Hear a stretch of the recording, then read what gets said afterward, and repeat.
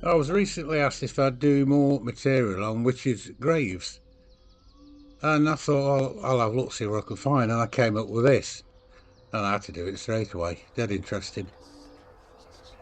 At a small village in Woodplumpton, which is not far from Preston in Lancashire, there is a church dedicated to St Anne, who was a mother of the Virgin Mary. It dates back to the 11th century. And in the churchyard, there's a mysterious old grave with many dark tales attached to it. And it's a large glacial erratic-like boulder, looking very out of place amongst all the Victorian headstones. And it's said it's there to cover the grave of a witch.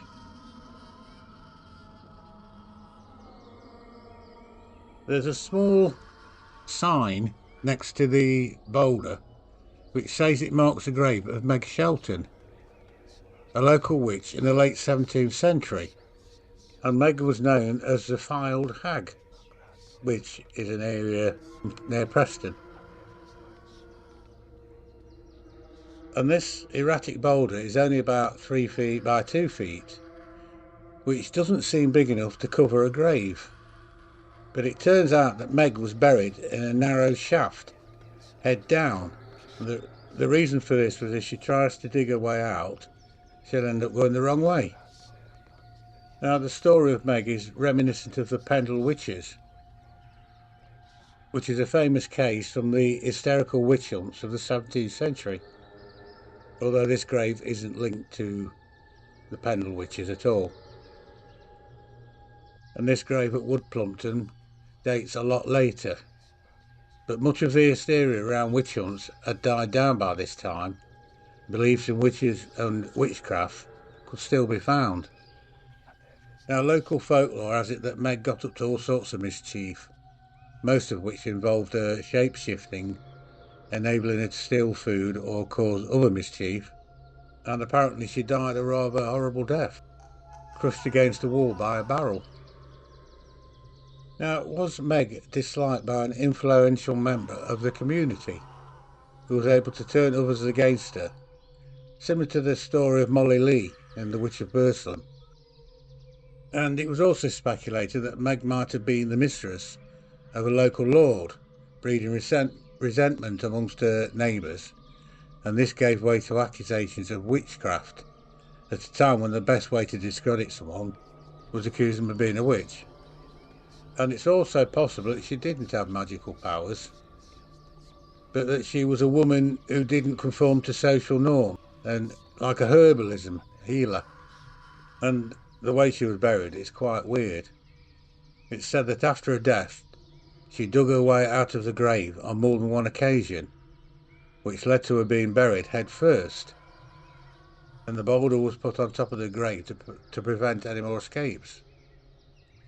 But it's also possible that it may have been an attempt to disturb or exhume her grave. It was 17th century, they did weird things. And this could have fueled stories of Meg trying to escape her grave. Also, a witch being buried in a graveyard. Other examples of so-called witches being buried in English churchyards are rare, but accounts of a witch buried at Brampton in Cumbria in 1817 was one case. There's a case of Molly Lee in Stoke-on-Trent, and there's a case in Fife in Scotland. Lilias Adey, a woman who claimed to have had sex with the devil and was buried under a huge slab of stone on a beach. And it's thought that this heavy slab, like the boulder over Meg's grave, was placed there to prevent Lilias from escaping. And apparently many people who were labelled as witches were given unusual burials, and archaeologists describe such burials as deviant burials. And these deviant burials were not just reserved for witches. Suicide victims were generally buried outside of consecrated burial space, and sometimes with a stake through their bodies to prevent their unquestioned spirit rising and terrorising the living. And just a note, in Britain the incidence of witch trials happened far before the witch trials of Salem in America. And executions and acts of heresy went on even in the 16th century. And according to the laws of Britain, witchcraft was outlawed with the Witchcraft Act in 1542. And an act actually enabling to kill witches came through in 1563, when the law declared that witches should be given the death penalty. I think Meg's is the oldest grave marker in the churchyard, and a grave still attracts attention today, and many local people are still familiar with the tales about her.